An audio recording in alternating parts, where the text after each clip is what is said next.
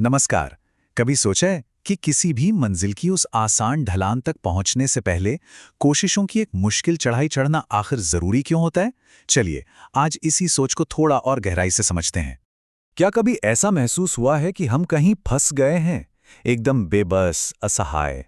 देखिए, ये एक बहुत ही आम एहसास है, लेकिन अच्छी बात यह है कि इससे बाहर निकलने का एक रास्ता है, और आज हम उसी रास्ते के बारे में जानेंगे। और यही जो फंसे होने का एहसास है ना, यहीं से हमारी यात्रा शुरू होती है। इसे कहते हैं जड़ता, यानी एक तरह का इमोशनल ठहराव जो हमें आगे बढ़ने से जैसे रोक सा देता है। तो आखिर ये जड़ता है क्या चीज़? इसे एक ऐसी दिमागी हालत समझिए जो हमारी भावनाओं की दुनिया को, हमारे इमोशंस को बिल्कुल सपाट बना देती है।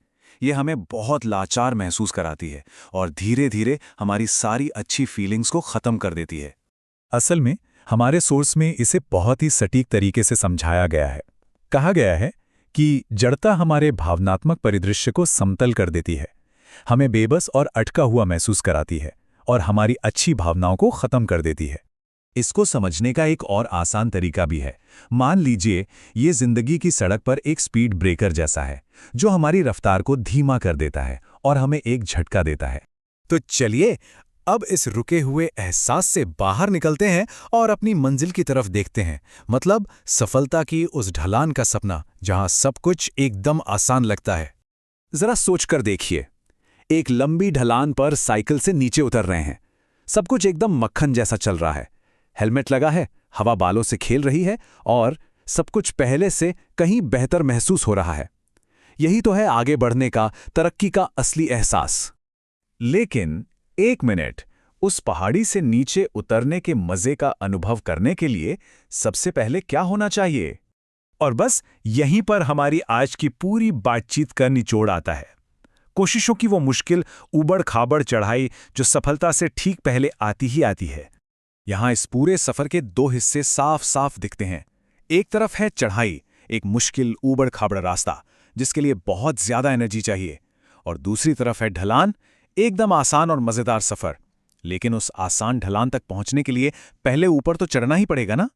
और इसमें कोई दो राय नहीं है कि यह मुश्किल होगा। जैसा कि हमारा सोर्स कहता है, इस ऊबड़-खाबड़ रास्ते पर चलने के लिए बहुत ज्यादा ऊर्जा की जरूरत होगी। ये याद रखना जरूरी है कि असली मेहनत कभी आसान नहीं होती। और यही यही इस पूरी बातचीत का सार है। जैसा कि हमारा सोर्स भी कहता है, सफलता की आसान ढलान पर उतरने से पहले कोशिशों की मुश्किल चढ़ाई हमेशा हमेशा जरूरी होती है।